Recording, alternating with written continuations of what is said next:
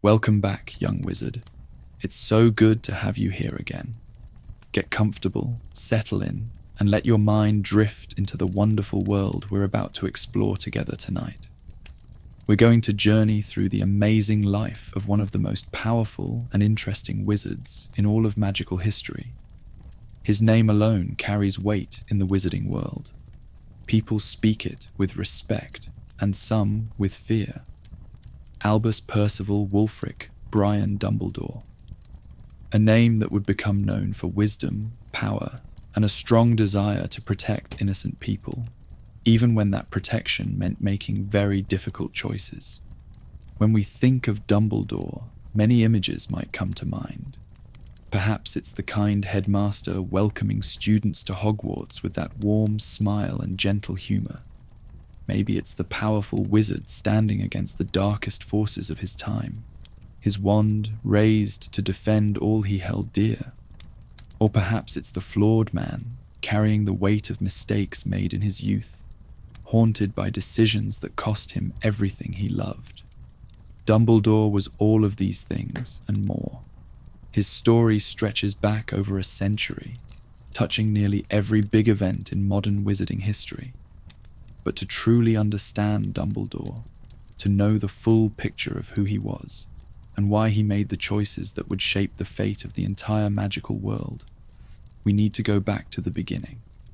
Back to a time before he was the greatest wizard of his age, before he was the only wizard Voldemort ever feared, before he was the beloved headmaster of Hogwarts. We need to go back to a summer day in 1881, to a small wizarding village called Mold on the Wold. A baby boy was born to Kendra and Percival Dumbledore. They named him Albus. From the moment he entered the world, his life would be marked by amazing brilliance and deep sadness in equal measure. The early years of young Albus Dumbledore's life were, from what we know, quite happy ones. He grew up in Mold on the Wold with his parents and later two younger siblings, a brother named Aberforth and a sister named Ariana. The Dumbledores were a good wizarding family, neither rich nor poor, living quietly among their magical community. Percival worked hard to provide for his family. Kendra managed their home with a firm but loving hand. For a time, it seemed the Dumbledore children would enjoy the kind of peaceful, normal childhood that many magical families had in those days. But fate had other plans for the Dumbledore family. When Ariana was just 6 years old, barely more than a small child still learning about her magical abilities, something terrible happened. 3 Muggle boys saw her doing magic. We don't know all the details of what those boys saw. The Dumbledore family kept these painful memories private. What we do know is that these boys were frightened by what they had seen. They demanded that Ariana show them more magic. When she couldn't, probably too young and too scared to control her powers, they hurt her. The attack left Ariana deeply hurt in ways that went beyond the physical. Her mind was damaged by what those Muggle boys had done to her. From that day forward, Ariana was never able to control her magic properly again. Her powers, which should have been something beautiful and natural, became wild and dangerous. She would hold her magic inside out of fear, keeping it bottled up until it exploded outward in violent, uncontrolled bursts. She had become what the wizarding world would later call an obscurial, though the Dumbledores probably didn't have a name for what had happened to their daughter. Percival Dumbledore was a loving father, devoted to his children in every way. When he learned what those Muggle boys had done to his little girl, when he saw how she had changed, something inside him broke. He was filled with anger, born not of hate, but of helpless, desperate love for his damaged daughter. He found the 3 boys who had attacked Ariana. When he found them, he attacked them. The attack was violent, driven by a father's pain and his inability to understand what had been done to his family. For this act, Percival Dumbledore was arrested and sent to Azkaban prison. He never explained why he had attacked those Muggle boys. He never spoke of what they had done to his daughter. To explain would have meant telling everyone about Ariana's condition. In those days, a child like Ariana, unable to control her magic and having violent outbursts, would have been taken away. The Ministry would have locked her up in St. Mungo's hospital for the rest of her life. They would have said she was a danger to keeping magic secret from Muggles. So Percival stayed silent. He chose to give up his own freedom and his good name rather than let that happen to his daughter. He died in Azkaban, never seeing his family again, keeping his secret until the end. The scandal that followed Percival's arrest was too much for the remaining Dumbledores to bear. Neighbours talked and guessed, making up their own stories about why Percival had attacked those Muggle boys. Many thought he must have hated Muggles and attacked them because of that hate. The truth, that he had been a father desperate to protect his child, stayed hidden. Kendra Dumbledore, now alone with 3 children to raise, made the painful choice to move her family away from Mold on the Wold.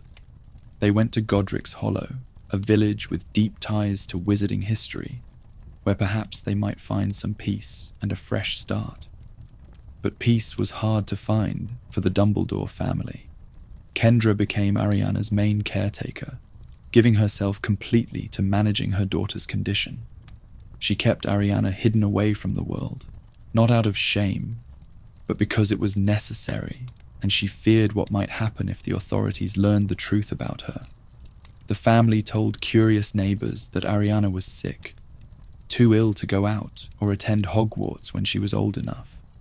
Behind closed doors, Kendra worked day and night to keep Ariana calm, to reduce the times when her held-back magic would burst out in dangerous ways. They would only go outside late at night, when darkness could hide them from watching eyes. Young Albus, during this time, was growing into an amazingly gifted wizard. When he arrived at Hogwarts School of Witchcraft and Wizardry, he was sorted into Gryffindor House. From his very first day, it was clear that this was no ordinary student. Albus Dumbledore had a brilliant mind. He seemed to understand magical theory and practice with an ease that amazed even his professors. He did well at every subject he tried. He won prize after prize, earning praise after praise. His exam results were nothing short of amazing. During his exams, he performed magic that the examiners had never seen before. He showed an understanding of magical ideas that went far beyond what was taught in any textbook. He became head boy in his final year. This position recognized not just how smart he was, but also his leadership and the respect he had from other students. He wrote letters to the most famous magical thinkers of his day, having deep conversations that would have challenged wizards much older than him. He won the Barnabas Finkley Prize for exceptional spellcasting. Every prize of note that Hogwarts offered, Albus Dumbledore won it. His professors spoke of him with awe, saying he was the most brilliant student to ever walk the halls of Hogwarts. Even Armando Dippet, who would later become headmaster, was amazed by the young wizard's abilities. Yet, despite all this success, despite the bright future that seemed to stretch endlessly before him, Albus's thoughts often turned to home. He knew what his mother was going through, the loneliness, the constant watching required to care for Ariana. He knew that his younger brother Aberforth was growing up in the shadow of their family's sadness. But at Hogwarts, surrounded by his studies and his achievements, Albus could push these worries aside. He could lose himself in the world of magic and learning that came so naturally to him. As graduation got closer in the summer of 1899, Albus made plans for what he would do next. His friend Elphias Doge, another bright student who had become close friends with Albus during their school years, suggested they take the traditional grand tour together. This was something many young wizards did at the time. A year spent traveling the world, seeing magical communities in far-off lands, studying different forms of magic, and generally experiencing all the wonders the wizarding world had to offer before settling into adult life. For Albus, who had spent his Hogwarts years proving himself the most gifted wizard of his generation, this seemed like the perfect next step. He would see the world, continue his studies, and make his mark on magical knowledge. But on the very night before they were to leave, tragedy struck the Dumbledore family once again. Ariana, 14 years old and still struggling with her damaged magic, had one of her episodes. No one knows exactly what happened in those terrible moments, what caused her held-back powers to explode outward. What we do know is that Kendra was caught in the magical explosion. The woman who had given years of her life to caring for her daughter, who had given up everything to keep Ariana safe and hidden, was killed. It was a terrible accident, born of a condition that Ariana had never wanted and could not control. The Grand Tour was stopped immediately. How could Albus possibly leave now? His mother was dead. His father had died in Azkaban years before. His siblings needed him. Aberforth was still at Hogwarts, not yet finished with his education. Ariana needed constant watching and care. As the eldest son, the job fell to Albus. He returned to Godric's Hollow, moving back into the family home, becoming the head of a broken household at just 18 years old. He told Aberforth to go back to Hogwarts to finish his education. He was determined that at least one of them should finish school without problems. This left Albus alone with Ariana for much of the year, taking care of her while his brother studied. The bitter feelings Albus had during this time were something he would carry with him for the rest of his life. Here he was, the most brilliant wizard of his generation, a young man who should have been out exploring the world and making great discoveries. Instead, he was stuck in Godric's Hollow, caring for his damaged sister. He loved Ariana, truly he did. But he also felt the weight of chances slipping away, of a future that seemed to be getting smaller with each passing day. He had always been meant for greatness, everyone said so. But how could he achieve that greatness when he was stuck in this small village, in this house, with this duty he had never asked for? It was in this state of frustration and unfulfilled dreams that Albus Dumbledore met Gellert Grindelwald, and that meeting would change not just Albus's life, but the entire path of wizarding history. Gellert Grindelwald arrived in Godric's Hollow in the summer of 1899 to stay with his great-aunt, Bathilda Bagshot. Bathilda was a well-known magical historian, the writer of A History of Magic, a book that every Hogwarts student would come to study. She had invited her great-nephew to visit, hoping perhaps to inspire in him some of her own love for magical learning.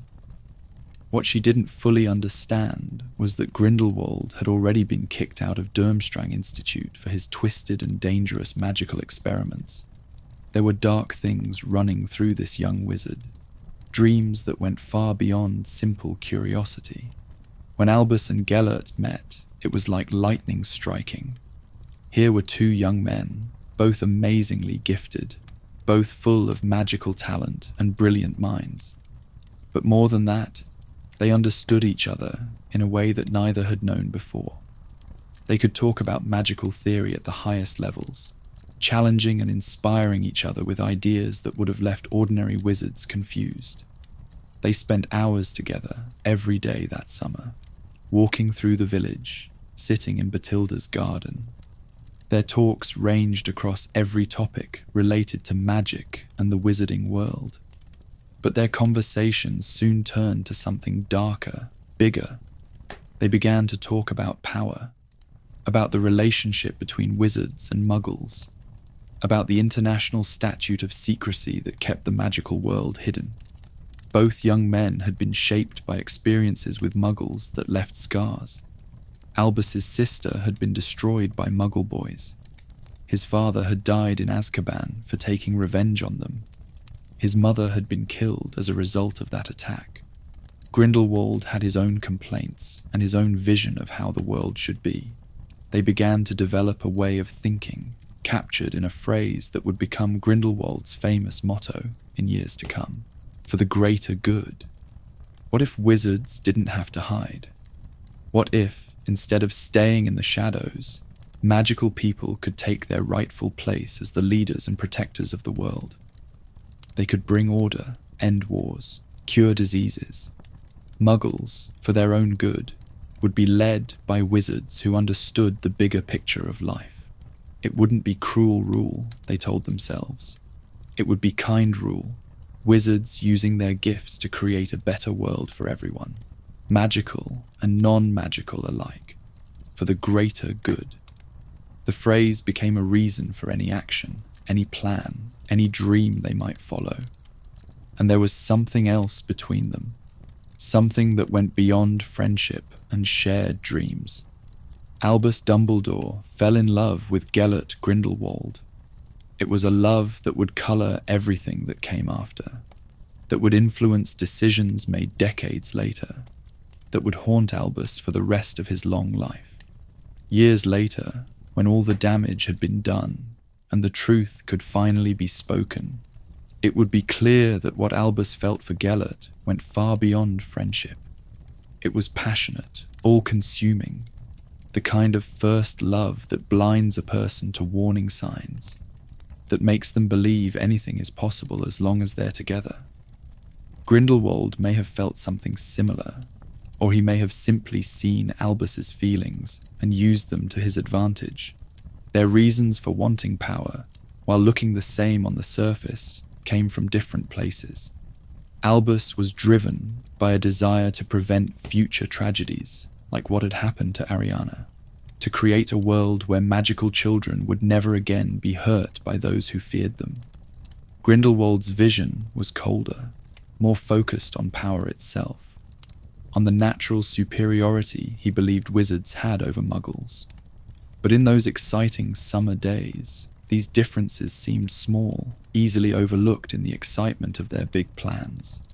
Central to these plans was their shared interest in the Deathly Hallows. These three legendary magical objects, the Elder Wand, the Resurrection Stone, and the Cloak of Invisibility, were said to make their owner the Master of Death itself. Most wizards thought the Hallows were just fairy tales, stories told to children from Beedle the Bard's famous book. But Albus and Gellert believed differently. They studied everything they could find about the Hallows, sure that these objects were real and that finding them would give them the power they needed to remake the world. For Albus, the Resurrection Stone held special appeal. If he could find it, he told himself, he could bring back his mother and father. He could say sorry to them, explain everything, perhaps even bring them back permanently, and free himself from his duties. Then he could follow his destiny without guilt, without the weight of family responsibility holding him back.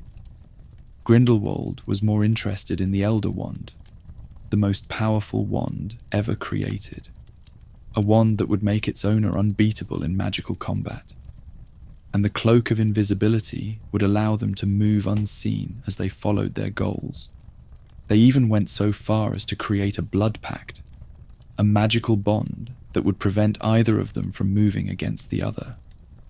It was sealed with their blood, mixed together, and held in a small pendant. This was a physical sign of their commitment to each other and to their shared cause. With this pact in place, they couldn't duel each other, couldn't harm each other, bound together by magic as firmly as they were by emotion and dreams. But as summer wore on and their plans became more real, more solid, Albus's brother, Aberforth, began to see what was happening. Aberforth had always been more down-to-earth than his brilliant older brother, more practical, and less caught up in big theories. He could see that Albus was making plans to leave Godric's Hollow, to go off with Grindelwald on some quest for power and glory. And what about Ariana? Who would care for her? Albus's answer, vague and dismissive, made it clear that he expected Aberforth to take up that burden. Aberforth was furious. How dare Albus abandon their sister after everything that had happened? How dare he put his dreams and this stranger over his own family? The argument between the brothers grew quickly, years of pain boiling over. And when Grindelwald stepped in, dismissive of Aberforth's concerns and looking down on what he saw as small-minded thinking, things turned violent. Grindelwald cast the Cruciatus curse on Aberforth, one of the 3 unforgivable curses, a spell that causes unbearable pain. It was a clear sign of how far Grindelwald was willing to go, how little he cared for anyone who stood in his way. Albus immediately moved to defend his brother, even as Aberforth, angry and hurting, pulled out his own wand. What followed was a 3-way duel in the Dumbledores' home, spells flying as anger and hurt and fear took over all 3 young wizards. In the chaos that followed, something terrible happened. Ariana, drawn by the noise and perhaps frightened by what was happening, came downstairs into the path of the flying spells. She was struck and killed instantly. The 14-year-old girl, already so damaged by the pain of her childhood, was gone. The duel stopped immediately. In the terrible silence that followed, the 3 wizards looked at Ariana's body. She was dead, killed by a spell cast by her own brother, or the man her brother loved, or the brother trying to defend her. Not knowing whose spell it had been made it worse somehow. It meant that all 3 of them would have to live with the knowledge that they might have been the one who killed her. Grindelwald, seeing the situation had become impossible, fled Godric's Hollow that very night. He left behind Albus, who would spend the rest of his life wondering if his own spell had killed his sister, filled with guilt and grief, and the knowledge that his dreams and his love for Grindelwald had led directly to this tragedy. Aberforth blamed Albus, and in many ways he would continue to blame him for decades. At Ariana's funeral, Aberforth broke Albus's nose, showing physically the break in their relationship that would never fully heal. The brothers barely spoke for years afterwards. The distance between them was too wide, the pain too fresh and too deep.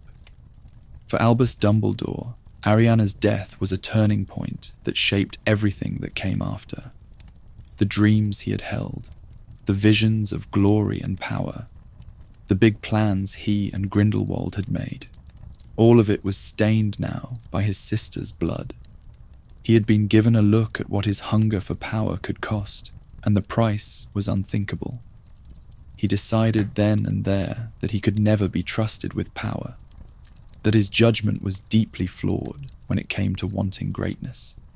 He would turn down the job of Minister for Magic multiple times over his life, always turning away from positions of political power, even when they were offered to him again and again. But this didn't mean Albus Dumbledore stopped being driven or stopped pursuing magical knowledge. He simply redirected those feelings, channeled them into areas where he felt he could do good without risking the kind of terrible errors he had made that summer. He threw himself into study, into teaching, into building a life that would honor Ariana's memory by protecting others from the kind of tragedies that had destroyed his family. He spent time in Paris studying alchemy under Nicolas Flamel, the legendary alchemist who had created the Philosopher's Stone. It was during this time that Albus would discover the 12 uses of dragon's blood, a breakthrough that would make his name famous throughout the magical world. This wasn't just about fame, though that certainly played a part. Dragon's blood had numerous practical uses, from being an oven cleaner to being a vital ingredient in various potions. His discovery represented a real contribution to magical knowledge that would help wizards and witches for generations. Eventually, Albus returned to the place where he had been happiest, where his brilliance had first been recognized and encouraged. He took a position at Hogwarts School of Witchcraft and Wizardry, first teaching defense against the dark arts. This subject was particularly fitting, given his own experiences with darkness, and his understanding of how easily talented wizards could be led astray. Later, he would switch to teaching transfiguration, a subject that better suited his particular magical strengths, and one where his brilliant thinking could really shine. At Hogwarts, Albus found purpose. He could shape young minds, could guide students away from the mistakes he had made, could use his power and knowledge to protect rather than to control. He became loved by many of his students, though always there was a certain distance, a careful wall he kept up. He would be their mentor and their teacher, but he would never again allow himself to become as personally involved and emotionally compromised as he had been that terrible summer. But even as Albus tried to move forward with his life, the past would not stay buried. Gellert Grindelwald, the young man he had loved and planned with, had not given up on their shared dreams. While Albus had turned away from those goals in horror, Grindelwald had embraced them more fully. He began his rise to power, gathering followers who believed in his vision of wizarding superiority. He stole the Elder Wand from the wand-maker Grigorovich, becoming master of one of the 3 Deathly Hallows.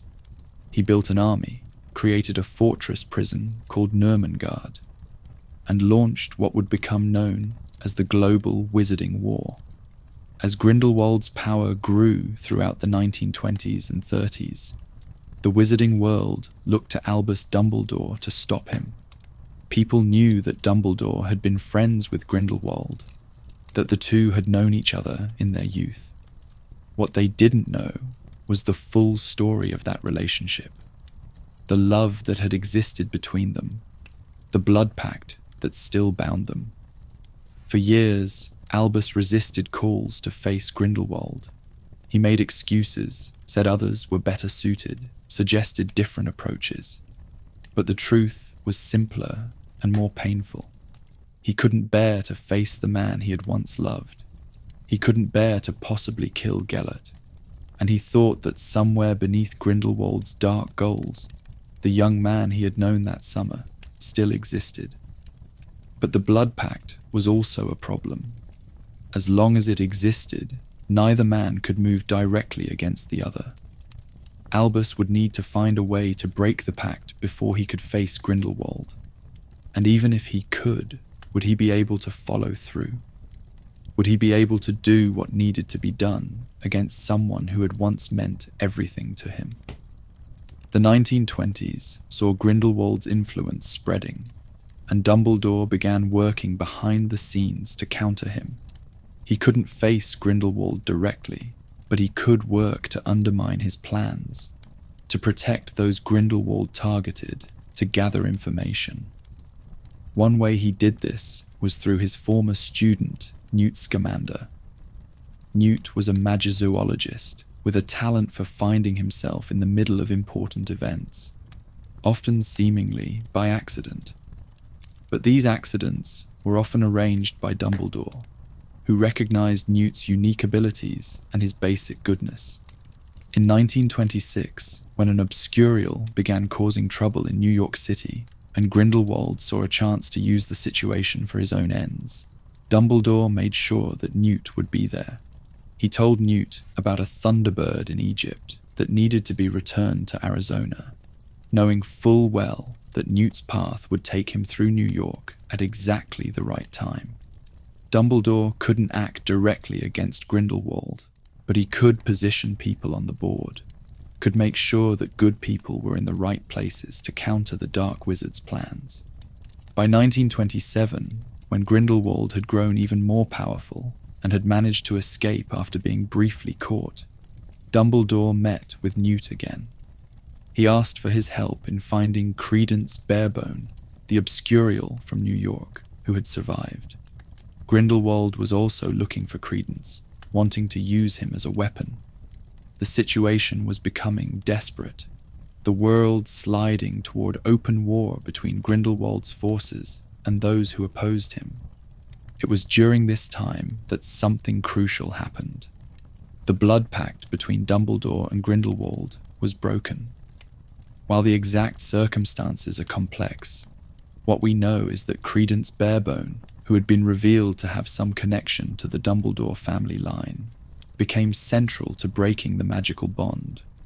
When Grindelwald attempted to kill Credence with a killing curse, and both Albus and Aberforth moved to protect him, the combined magical forces involved appear to have shattered the blood pact that had bound Albus and Grindelwald for decades.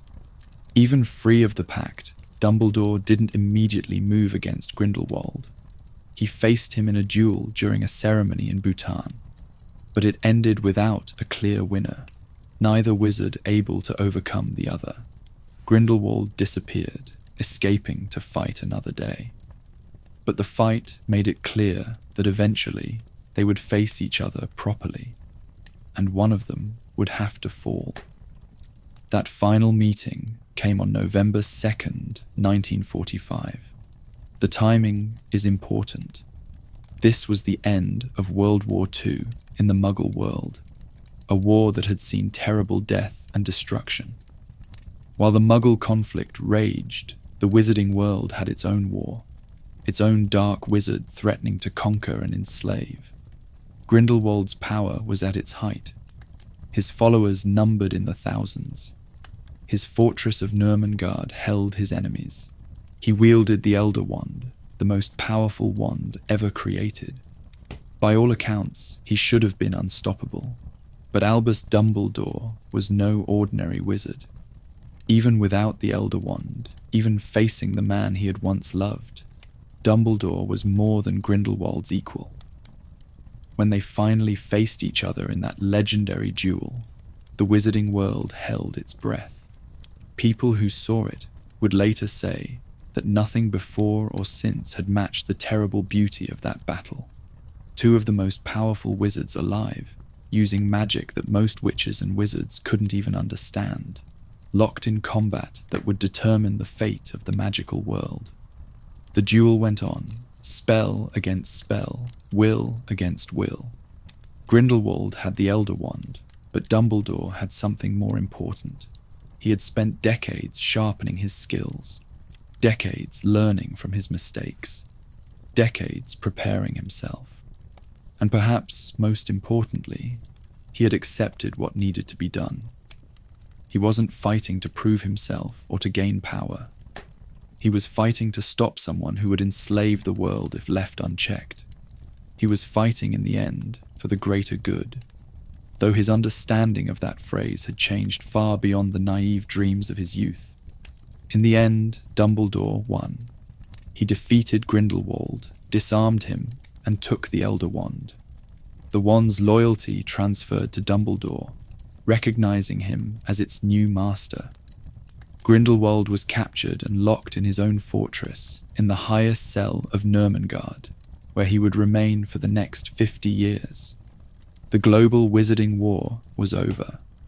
The dark wizard who had threatened to reshape the world was defeated. For this victory, Dumbledore was awarded the Order of Merlin, First Class. He became famous throughout the Wizarding world, celebrated as the wizard who had defeated Grindelwald. But those who knew him well could see that the victory brought him no joy. He had been forced to defeat the man he had once loved, to lock him away forever. The boy he had known that summer was gone, replaced by someone who had caused so much suffering. And Dumbledore knew that he bore some responsibility for what Grindelwald had become. Despite his fame and the offers that came after, Dumbledore continued to refuse positions of political power. He was offered the position of Minister for Magic multiple times over the years.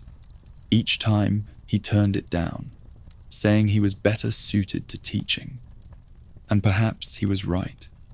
At Hogwarts, he could influence the next generation, could teach them not just magic, but also values, could help them understand the importance of choices and the results of power. Eventually, Dumbledore became headmaster of Hogwarts, a position he would hold for decades. As headmaster, he made the school the safest place in the Wizarding world. His office, round and filled with strange silver instruments and sleeping portraits of former headmasters, became a safe place for students who needed guidance. His phoenix, Fawkes, would remain his faithful companion, a symbol of rebirth and renewal that seemed particularly fitting for a wizard who had risen from the ashes of his own youthful mistakes. But being headmaster meant dealing with all sorts of students, including some who would go on to become forces of great evil. In 1938, a young boy arrived at Hogwarts. His name was Tom Riddle. From the moment Dumbledore met him, he recognized something troubling in the child. Dumbledore had the job of visiting Muggle-born children to explain about magic and invite them to Hogwarts. When he arrived at the orphanage in London, where Tom lived, the woman who ran the place told him disturbing stories about the boy. Other children feared him. Strange things happened around Tom, things that frightened the other orphans. When Dumbledore met Tom face to face, he saw a child who was already cold, already manipulative, already interested in power and control.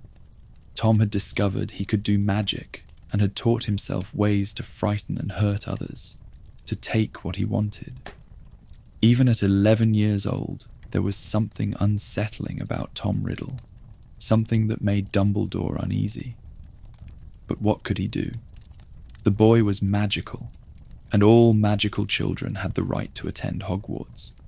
Perhaps, Dumbledore hoped, the school environment, the exposure to mentors and friends, might help Tom develop empathy and connection. It was not to be. Tom Riddle did well at Hogwarts, much as Dumbledore himself had done. He was brilliant, charming when he wanted to be, and completely ruthless beneath that charming exterior. He was sorted into Slytherin House, where he became a model student on the surface while secretly planning much darker things. Dumbledore watched him carefully over the years, never quite able to prove that Tom was responsible for the terrible things that happened around him, but always suspecting. When the Chamber of Secrets was opened during Tom's 5th year and a student died, Dumbledore thought Tom was involved. But Tom was clever, framing Rubeus Hagrid for the crime and appearing to be the heroic student who had caught the guilty party. Only Dumbledore saw through the lie, but without proof, he couldn't act beyond keeping a closer eye on Tom and making sure Hagrid wasn't expelled entirely, instead allowing him to stay on as gamekeeper. After Tom graduated and transformed himself into Lord Voldemort, becoming the most dangerous dark wizard since Grindelwald, Dumbledore would blame himself for not doing more when Tom was a student. He had seen the warning signs, had recognized the darkness in Tom Riddle, but he had hoped that time and education might change the boy's path. Instead, Tom had used Hogwarts to learn everything he needed to become a monster. By the 1970s, Lord Voldemort was at the height of his power. His Death Eaters were terrorizing the wizarding world. His campaign to get rid of Muggleborns and establish pure blood superiority was gaining speed. The Ministry of Magic was struggling to contain him, infiltrated by his followers and paralyzed by fear. It became clear that official channels would not be enough to stop Voldemort. Something more was needed. So Dumbledore founded the Order of the Phoenix, named after his faithful Phoenix companion Fawkes. This was a secret group of witches and wizards willing to risk everything to fight Voldemort and his Death Eaters. The Order included some of the bravest and most talented members of the wizarding community. Alastor Mad-Eye Moody, a legendary Auror. Minerva McGonagall, Dumbledore's colleague and the Transfiguration Professor. James and Lily Potter, young and idealistic and powerful. Sirius Black, from one of the oldest pure-blood families, but completely opposed to Voldemort's beliefs. Remus Lupin, a werewolf who fought against the hate he faced to stand up for what was right. And many others, each bringing their own skills and courage to the fight. The First Wizarding War was brutal. the Order suffered heavy losses. The Pruitt brothers, Gideon and Fabian, were killed by Death Eaters. Marlene McKinnon and her entire family were murdered. Frank and Alice Longbottom were tortured by Bellatrix Lestrange and others until they lost their minds, left permanently insane and confined to St. Mungo's Hospital. The Bones family was largely wiped out. Edgar Bones, his wife, and his children were all killed. Dorcas Meadows was personally murdered by Voldemort himself. But the Order fought on, taking the fight to Voldemort and his followers, even when the situation seemed hopeless. Dumbledore led them with the wisdom and smart thinking that had made him legendary. He couldn't be everywhere at once, couldn't prevent every tragedy, but his presence made a difference. Voldemort feared Dumbledore in a way he feared no one else. The Dark Lord knew that as long as Dumbledore lived, as long as the Order stood against him, he could never truly win. And then, in 1980, everything changed because of a prophecy. Sybil Trelawney, a somewhat odd witch with a weak connection to the gift of true sight, came to Dumbledore seeking the position of divination professor at Hogwarts. Dumbledore was doubtful. Trelawney was descended from a famous seer, but she herself seemed to have little real talent. He met with her at the Hog's Head, the pub in Hogsmeade run by his brother Aberforth, planning to politely turn her down. But during that interview, something amazing happened. Trelawney suddenly went into a trance, her voice changing, her eyes unfocused. She spoke a prophecy, a real prophecy with the weight of true sight behind it. The one with the power to vanquish the Dark Lord approaches. Born to those who have thrice defied him, born as the 7th month dies. And the Dark Lord will mark him as his equal, but he will have power the Dark Lord knows not, and either must die at the hand of the other, for neither can live while the other survives. The one with the power to vanquish the Dark Lord will be born as the 7th month dies. Dumbledore was stunned. A true prophecy about Voldemort's possible defeat, but the details were troubling. A child, not yet born, who would have the power to destroy Voldemort. Born to parents who had defied the Dark Lord 3 times. Born as July ended. Dumbledore's mind immediately went through the possibilities. 2 families fit those details. The Longbottoms, with their son Neville, due to be born in late July. And the Potters, with Lily pregnant and also due in late July. But the prophecy had been overheard, at least in part. Unknown to Dumbledore at the time, a Death Eater named Severus Snape had been hiding outside the room, listening at the door. He had heard the first part of the prophecy before being discovered and thrown out of the pub. And Snape, loyal Death Eater that he was, immediately told his master what he had heard. Voldemort became obsessed with this prophecy. He needed to know which child it meant, needed to eliminate this future threat before it could grow strong enough to challenge him. When he learned that both the Longbottoms and the Potters had children born in late July, he had to choose. And he chose Harry Potter, the son of James and Lily. This may have been because they had more directly opposed him, perhaps because Harry was a half-blood like Voldemort himself, or perhaps for reasons known only to the Dark Lord. But Severus Snape, upon learning that Voldemort had chosen the Potters, was horrified, because Lily Potter, born Lily Evans, had been Snape's childhood friend. More than that, Snape had been in love with her since they were children.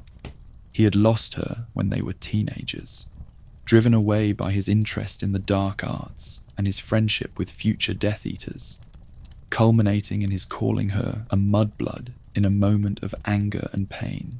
But he had never stopped loving her, had spent years carrying that feeling even after she married James Potter, the man Snape hated above all others.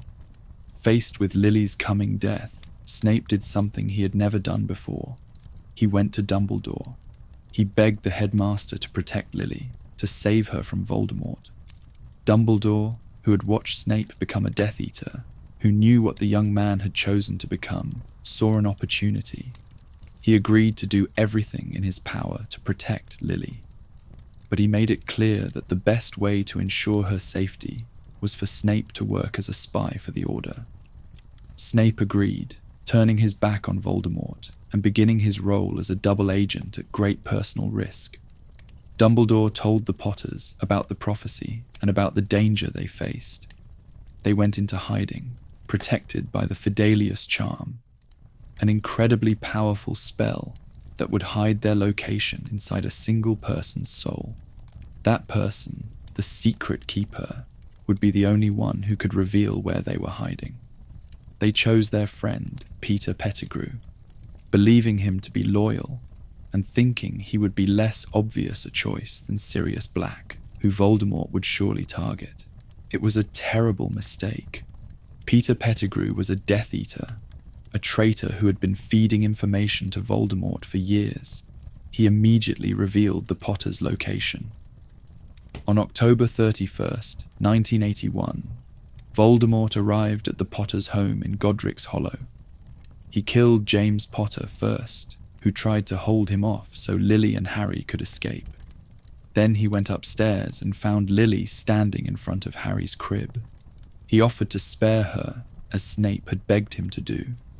But Lily refused to move, refused to let him have her son. So Voldemort killed her too.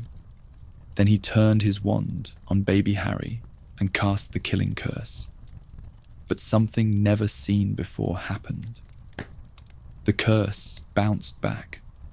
Lily's sacrifice, her choice to die for Harry when she could have lived, created an ancient magical protection. Love, the most powerful magic of all, shielded Harry from Voldemort's curse. The spell bounced back on the Dark Lord, destroying his body and leaving him less than a ghost, forced to flee and survive in a form that barely existed. The war was over, but at a terrible cost. The Order had lost so many members, and now James and Lily Potter were dead as well. Dumbledore arrived at Godric's Hollow to find the house partially destroyed, Lily and James dead, and baby Harry alive, with a lightning bolt-shaped scar on his forehead where Voldemort's curse had struck him. Hagrid had rescued the baby and brought him to Dumbledore. The headmaster made a decision that night that would be questioned for years to come. He could have taken Harry into the wizarding world, could have raised him as the boy who lived, a celebrity and a symbol. But Dumbledore saw the dangers in that path. Harry would grow up with fame he didn't earn, with expectations he couldn't meet, possibly becoming arrogant and spoiled. Worse, there would be Death Eaters still at large who might try to harm him, to finish what their master had started. Instead, Dumbledore took Harry to his only living relatives, his mother's sister, Petunia, and her husband, Vernon Dursley. He left the baby on their doorstep at number 4 Privet Drive with a letter explaining the situation. Harry would be safe there because of the protection Lily's sacrifice had created. As long as Harry called the place where his mother's blood lived home, as long as he could return there, Voldemort and his followers couldn't harm him. The ancient magic that had saved Harry's life would continue to protect him. But Dumbledore knew this came at a cost. The Dursleys hated magic, feared it, and would likely make Harry's life difficult. He would grow up not knowing about the wizarding world, not knowing his fame or his heritage. Dumbledore believed this was necessary, that Harry needed a normal childhood away from the pressure and danger of wizarding celebrity. It was, he told himself, for Harry's own good to give him the best chance at a normal life before he had to face his destiny. Whether this was the right decision is still debated. Harry's childhood with the Dursleys was indeed difficult, marked by neglect and emotional mistreatment. He lived in a cupboard under the stairs, was given hand-me-down clothes and broken toys, was told lies about how his parents died. The Dursleys tried to stamp out any hint of magic in him, made him feel unwanted and unloved. But he survived, and perhaps those years did give him humility and strength he wouldn't have developed otherwise. Dumbledore had arranged for Order members to keep a quiet eye on Harry over the years. Arabella Figg, a squib who lived nearby, watched over him. Daedalus Diggle checked in occasionally, though Harry was too young to understand who he was. And Dumbledore himself kept track, making sure Harry was safe, even if he couldn't step in directly in the boy's life. Then, on Harry's 11th birthday, everything changed. Hagrid arrived with a letter of acceptance to Hogwarts School of Witchcraft and Wizardry. Harry learned the truth about his parents, about magic, about the world he truly belonged to. And he began his journey at Hogwarts, where Dumbledore could finally take a more active role in preparing him for the future that awaited. Harry Potter's arrival at Hogwarts marked the beginning of an amazing relationship between the boy and the headmaster. Dumbledore had been planning for this moment for 10 years, knowing that Harry would need guidance and protection, but also allowing him room to grow and make his own choices. It was a delicate balance, one that Dumbledore didn't always get right.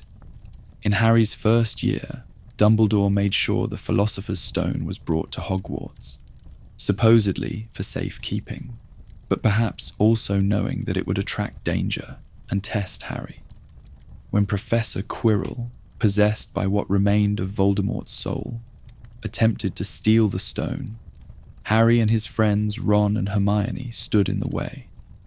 Harry faced Quirrell in the chamber where the stone was hidden, and it was there that Lily's protection showed itself again. When Quirrell touched Harry, the love magic burned him, saved Harry's life once more. Dumbledore arrived just in time to prevent Voldemort from killing Harry, though the effort cost Quirrell his life as the thing possessing him fled. In the hospital wing afterward, Dumbledore explained to Harry about his mother's sacrifice, about the protection that lived in his very skin. It was Harry's first lesson in understanding that love, not power or skill or fame, was the deepest magic of all. The second year brought the Chamber of Secrets crisis, which was particularly troubling for Dumbledore. He had thought Tom Riddle was involved in the chamber's first opening decades earlier, but now it had been opened again. A basilisk was turning students to stone. Messages written in blood appeared on walls, and the school itself was in danger of being closed. Dumbledore worked behind the scenes to piece together what was happening, though he was briefly removed as headmaster by the Board of Governors, influenced by Lucius Malfoy's political moves.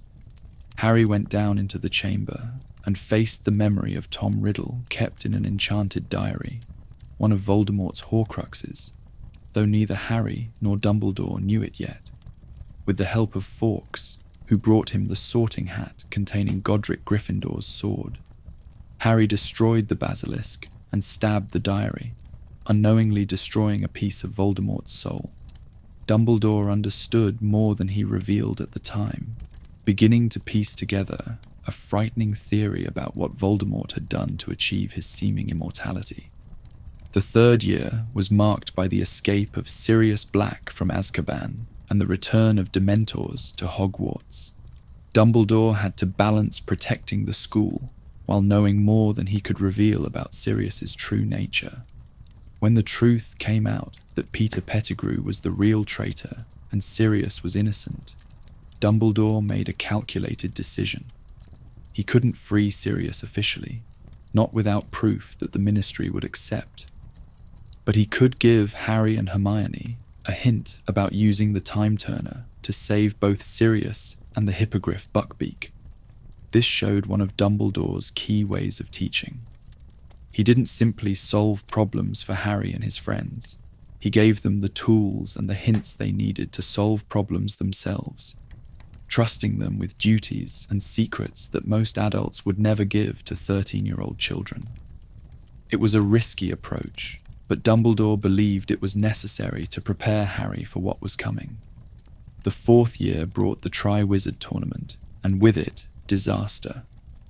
Dumbledore had concerns about holding the tournament at all, knowing it was dangerous and that dark forces might see it as an opportunity.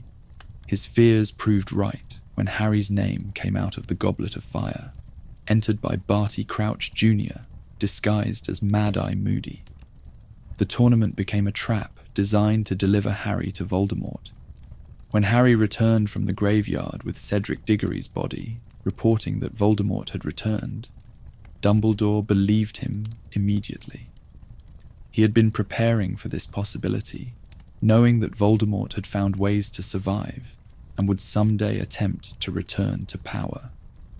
Within hours of Harry's return, Dumbledore reactivated the Order of the Phoenix, calling together the scattered members and recruiting new ones. The Second Wizarding War had begun. But Cornelius Fudge, the Minister for Magic, refused to believe that Voldemort had returned. Fudge had spent years relying on Dumbledore's advice, but now he saw the headmaster as a threat to his own power. If Voldemort really was back, it would make Fudge look weak and unable to do his job. So instead of preparing the wizarding world for war, Fudge launched a smear campaign against both Dumbledore and Harry, using the Daily Prophet to paint them as attention-seeking liars. The fifth year was perhaps the most difficult of Harry's time at Hogwarts. Dumbledore, trying to protect Harry from Voldemort's ability to access his thoughts through their mental connection, deliberately distanced himself from the boy. Harry felt abandoned, confused by Dumbledore's sudden coldness. Meanwhile, Dolores Umbridge was installed as Defense Against the Dark Arts teacher and eventually High Inquisitor, representing the Ministry's interference in Hogwarts. Dumbledore walked a careful line that year, opposing Umbridge's cruelty while trying not to give the Ministry an excuse to remove him as headmaster. When Harry was caught teaching defensive magic to other students in a group that would become known as Dumbledore's Army, the headmaster took the blame himself, claiming he had ordered the formation of the group. He fought his way out of his office rather than be arrested, showing the full extent of his power as he casually defeated Fudge, Umbridge, and several Aurors before disappearing. But he couldn't protect Harry from everything. When Voldemort lured Harry to the Department of Mysteries with a false vision of Sirius being tortured, Dumbledore arrived just in time to save Harry and his friends from the Death Eaters. The duel between Dumbledore and Voldemort in the Ministry atrium was seen by Fudge himself, finally proving that the Dark Lord had indeed returned.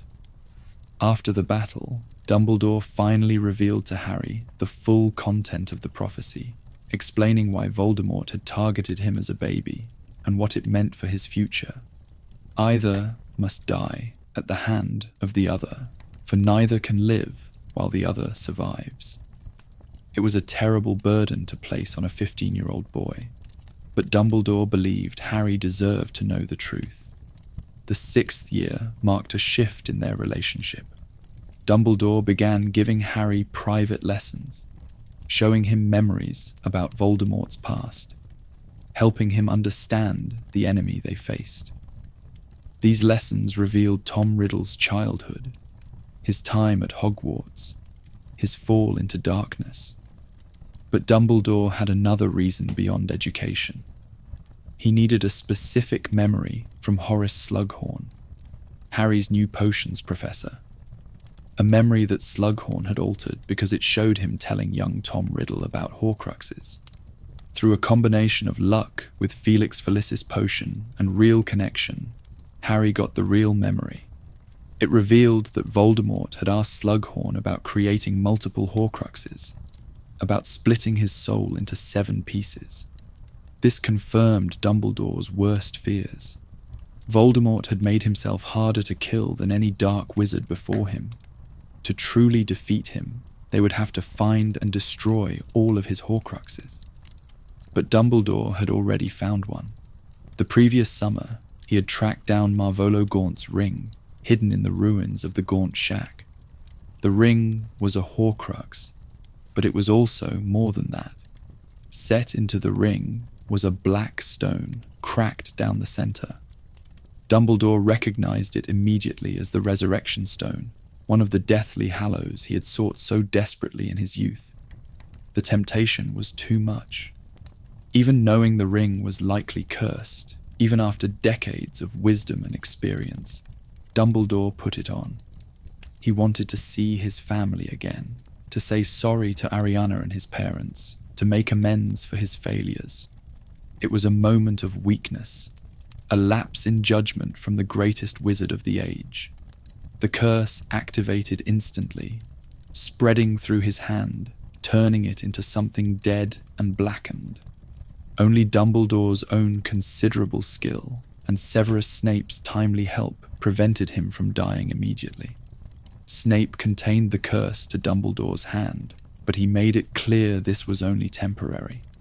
The curse would eventually break through and kill Dumbledore within a year. There was no cure, no way to stop it permanently. Dumbledore faced his coming death with a mixture of acceptance and careful planning. He had spent his whole life avoiding death in various ways, building up knowledge and power to extend his time. Now death was coming for him on schedule, and he would meet it on his own terms. But first, he needed to do as much as possible in the time he had left. He destroyed the Horcrux in the ring using Godric Gryffindor's sword, which he had gotten from the Sorting Hat. The sword was filled with basilisk venom after Harry killed the basilisk in the Chamber of Secrets, making it one of the few weapons capable of destroying Horcruxes. The Resurrection Stone, now freed from the Horcrux, was damaged but still worked. Dumbledore kept it, planning to give it to Harry when the time was right. He also made a plan with Severus Snape, a plan that was cold and calculated, but necessary in Dumbledore's view. Voldemort had ordered Draco Malfoy to kill Dumbledore, a task designed to punish Draco's father Lucius for his failures. Dumbledore knew Draco would fail, not because the boy lacked skill, but because he lacked the ruthlessness to commit murder. But Draco's failure would doom him. So Dumbledore asked Snape to kill him instead when the time came. This served multiple purposes. It would spare Draco's soul the damage of committing murder. It would cement Snape's position as Voldemort's most trusted follower, allowing him to continue spying and ultimately help Harry when the time came. And it would allow Dumbledore to die on his own terms, with dignity, rather than slowly dying from the curse. It would also, he hoped, result in the Elder Wand's power dying with him, since he wouldn't be defeated in the traditional sense. In June of 1997, Dumbledore took Harry on a mission to retrieve another Horcrux. They travelled to a cave by the sea, a place where young Tom Riddle had tormented 2 children from his orphanage. The cave was filled with dark magic defences. Dumbledore navigated them brilliantly, showing Harry the full extent of his power and knowledge. But the final defence was a basin filled with a potion that would have to be drunk entirely before the Horcrux could be taken. Dumbledore made Harry promise not to stop him from drinking, no matter what he said or did. As Dumbledore drank the potion, it forced him to relive his worst memories, his deepest regrets. He saw Ariana dying again, heard himself begging for it to stop. He became confused, childlike, asking Harry to make it stop. But Harry kept his promise and made Dumbledore drink every drop. The Horcrux they got turned out to be a fake, replaced years earlier by Regulus Black with a note signed Rab. But Dumbledore, weakened by the potion and his cursed hand, didn't know this. They returned to Hogwarts to find Death Eaters had gotten into the school. Draco Malfoy disarmed Dumbledore in the astronomy tower, unknowingly becoming the Elder Wand's master. Then Snape arrived, and at Dumbledore's pleading request, cast the killing curse. Dumbledore fell from the tower, dead before he hit the ground. The greatest wizard of the age, the only one Voldemort had ever feared, was gone. The wizarding world mourned, students and teachers alike, heartbroken by the loss. A white marble tomb was built on the Hogwarts grounds, and inside it, along with Dumbledore's body, was placed the Elder Wand. But Dumbledore's story wasn't quite over. He had left crucial information for Harry in his will. To Hermione, he left a copy of The Tales of Beedle the Bard, with the symbol of the Deathly Hallows drawn on a page. To Ron, he left his Deluminator, a device that could remove and restore light, but also served a deeper purpose in finding one's way back to loved ones. To Harry, he left the first golden snitch Harry had ever caught, with the words, "I open at the close," written on it. Inside that snitch was the Resurrection Stone. When Harry walked to his death in the Forbidden Forest during the Battle of Hogwarts, when he spoke those words and opened the snitch, the stone fell into his hand. He used it to summon the shades of his parents, Sirius Black and Remus Lupin, drawing comfort from their presence as he walked to meet Voldemort. When Voldemort's killing curse hit Harry, it killed the Horcrux inside him, but not Harry himself. Harry found himself in a place that looked like King's Cross Station, bright and clean and somehow unreal. And there, waiting for him, was Albus Dumbledore. Their conversation in that in-between space was one of truth and understanding.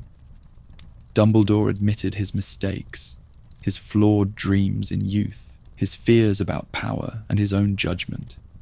He explained everything. The Horcruxes, the Hallows, the careful planning that had led to this moment. He told Harry he was free to choose, to move on to whatever comes next, or to return to life and finish the fight.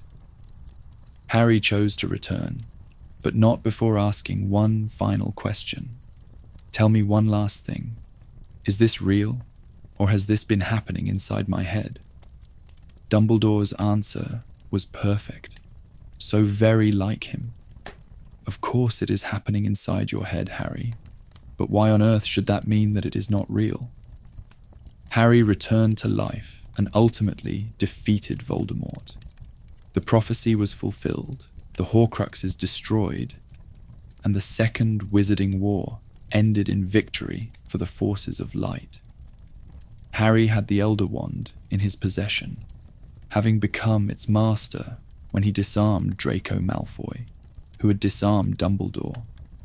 He could have kept it, could have become the Master of Death by uniting all three Hallows, but he chose instead to return the Elder Wand to Dumbledore's tomb, hoping that if he died naturally and undefeated, the wand's power would die with him. Years later, Harry would name his second son Albus Severus Potter, honouring both Dumbledore and Snape. When Albus Severus worried about being sorted into Slytherin, Harry told him he was named after two headmasters of Hogwarts, and one of them was a Slytherin and probably the bravest man Harry had ever known. It was a sign of how much Dumbledore had shaped Harry's understanding of bravery, choice, and character. In Hogwarts itself, Dumbledore's portrait hung in the headmaster's office, allowing future headmasters to talk with his painted likeness. The portrait could offer advice, could share memories and knowledge, though it was only a pale reflection of the man himself. Still, it meant that Dumbledore's wisdom would continue to guide Hogwarts long after his death. When we look at Dumbledore's life from beginning to end, we see a figure of almost unthinkable complexity. He was, without question, one of the most powerful wizards who ever lived. His magical abilities were legendary. He could perform magic without his wand, could cast spells without speaking them aloud, could duel the most dangerous dark wizards of his time and emerge victorious. His understanding of magical theory was unmatched, his discoveries and innovations countless. He discovered the 12 uses of dragon's blood, findings that would help potion makers and magical researchers for generations. Working with Nicholas Flamel, he made important contributions to the study of alchemy. He was a master of transfiguration, a subject that requires both understanding and practical skill at the highest levels. He invented spells, including a method of communication using Patronus charms that the Order of the Phoenix used.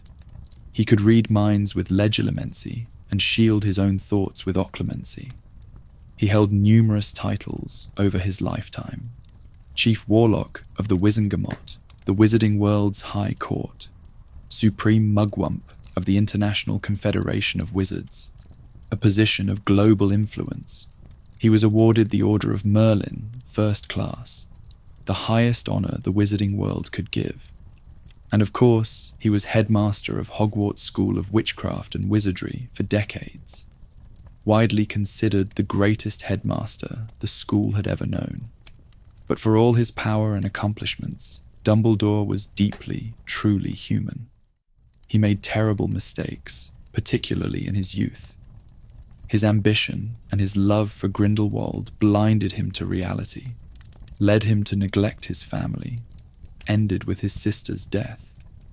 He carried the guilt of that for over a century, never fully forgiving himself, always wondering if his spell had been the one that killed Ariana.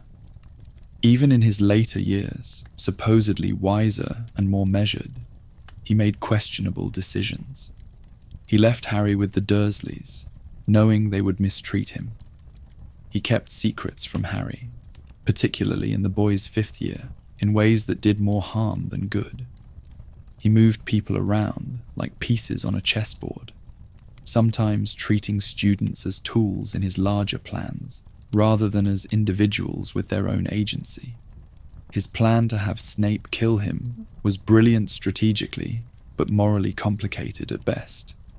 And when tempted by the Resurrection Stone, he made the same kind of mistake he had made at 18, putting on a cursed ring because he couldn't resist the lure of seeing his dead loved ones again. Dumbledore was a man who understood his own weaknesses, knew he couldn't be trusted with certain kinds of power, and yet couldn't always resist temptation when it presented itself. Perhaps that's why he was such an effective teacher and mentor. He understood failure intimately, understood how good people could make terrible mistakes, how ambition could corrupt, how the best intentions could lead to the worst outcomes. He taught not just magic, but wisdom, not just spells, but values. He emphasized love above all else, having learned through bitter experience that love was indeed the deepest magic, more powerful than any spell or potion or magical artifact. His appearance in the films brought these complexities to life in different ways through 3 remarkable actors. Richard Harris portrayed Dumbledore in the first 2 Harry Potter films, Philosopher's Stone and Chamber of Secrets. Harris's Dumbledore was warm and grandfatherly, with a gentle humor and a twinkling eye that instantly made him feel safe and trustworthy. He embodied the mentor figure perfectly, the wise wizard who spoke in riddles and offered comfort when needed. Harris brought a quiet strength to the role, a sense that beneath the kindness was immense power held carefully in check. Sadly, Richard Harris passed away on October 25, 2002, shortly after Chamber of Secrets was released. The role needed to be recast for the remaining films, a daunting task given how beloved Harris's portrayal had been. Michael Gambon took on the challenge, and while his interpretation was noticeably different, he made the character his own over 6 films. Gambon's Dumbledore was more active, more visibly powerful, with an edge that Harris's version lacked. He brought energy and intensity to the role, particularly in the later, darker films, when Gambon's Dumbledore dueled Voldemort in the Ministry Atrium in Order of the Phoenix. The audience saw a warrior wizard, someone who could fight with devastating effectiveness when necessary. His Dumbledore could be funny and odd, could have moments of gentle wisdom, but could also be fierce when circumstances demanded it. Some fans felt Gambon strayed too far from the books, particularly in the famous "Did you put your name in the goblet of fire?" scene, where he grabs Harry rather than asking calmly. But Gambon brought vulnerability to the role in later films, especially in Half-Blood Prince, when Dumbledore drinks the potion in the cave. His performance showed a man facing death with courage, but also with fear and regret. Gambon passed away on September 28, 2023, leaving behind a legacy as the Dumbledore actor who appeared in the most films and who guided Harry through the darkest times. The Fantastic Beasts prequel films introduced a younger Dumbledore, set decades before Harry's story. Jude Law took on this version of the character, showing us Albus in his 40s and 50s during the rise of Grindelwald. Law's Dumbledore was elegant and composed on the surface, but clearly haunted by his past. He portrayed the internal conflict of a man who had to face his former lover turned enemy, who carried the weight of Ariana's death and his own youthful mistakes. Law's performance emphasized the loneliness of Dumbledore's position, the way he stood slightly apart from everyone else because of secrets he couldn't share and wounds that had never healed. His Dumbledore was charming and brilliant, but also sad in ways that the older Dumbledore had learned to mask better. Law showed us the man who was still becoming the legend, who hadn't yet transformed his pain into wisdom. Through all three actors, certain things remained consistent. The humor, often dry and unexpected. The wisdom, given in quotes that became iconic. It does not do to dwell on dreams and forget to live. It is our choices, Harry, that show what we truly are, far more than our abilities. Happiness can be found even in the darkest of times, if one only remembers to turn on the light. Words are, in my not-so-humble opinion, our most inexhaustible source of magic. The films captured memorable moments from Dumbledore's story. His arrival at Privet Drive with baby Harry and Philosopher's Stone, using the Deluminator to turn off all the streetlights. A moment of magic that set the tone for the entire series. His talk with Harry in the hospital wing after Quirrell's defeat, explaining about love being the deepest magic. His trust in Harry and Hermione to save Sirius and Buckbeak in Prisoner of Azkaban, telling them that more than one innocent life could be spared that night. His duel with Voldemort in Order of the Phoenix remains one of the most visually spectacular sequences in the entire film series, showcasing both wizards at the height of their powers. The way Dumbledore protected Harry even while fighting, the casual power he displayed in creating a water sphere and transforming glass into sand, the moment when he stood in front of the killing curse meant for Harry. It showed why Voldemort feared him, why everyone from Ministry officials to Death Eaters to students understood that Dumbledore was in a class by himself. The cave sequence in Half-Blood Prince gave both Gambon and Daniel Radcliffe powerful material to work with, showing the cost of fighting Voldemort and the trust between Harry and Dumbledore even in the darkest moments. And Dumbledore's death, his fall from the astronomy tower, was handled with appropriate gravity and emotion, marking a turning point not just in the story, but in the entire tone of the films. Finally, the King's Cross conversation in Deathly Hallows Part 2 brought Dumbledore's arc to a close, allowing him to admit his mistakes, to explain his choices, to tell Harry the truth he had been circling around for 7 years. It was a fitting ending for a character whose entire journey had been about learning from failure and trying to help others avoid the same mistakes. Dumbledore's relationship with the Deathly Hallows defined much of his life, from his obsession with them in youth to his careful handling of them in his later years. He had possessed all three at various points, though never all at once. He won the Elder Wand from Grindelwald and used it for decades. though always with the awareness that it was a dangerous tool that had corrupted many previous owners.